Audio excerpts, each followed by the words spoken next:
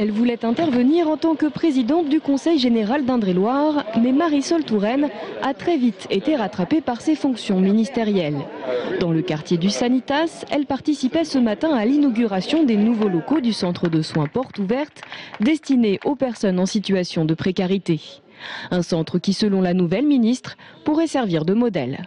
Il est important, au-delà de la ville de Tours, de réfléchir à la manière de mettre en place des systèmes, des centres de soins qui permettent l'accès de tous à la santé sur tout le territoire. Ici, c'est ce centre de soins. Ailleurs, ce pourra être une autre formule, mais il est important de garantir l'accès aux soins de tous et c'est évidemment pour moi une priorité dans le département, mais ailleurs aussi.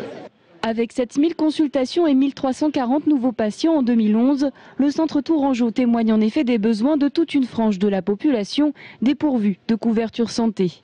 Des patients qui peuvent ainsi accéder gratuitement à la médecine générale, mais aussi aux soins ophtalmologiques et dentaires dans de bonnes conditions. Notre fauteuil dentaire était en train de trépasser puisque à chaque consultation des dentistes était interrompue par une panne.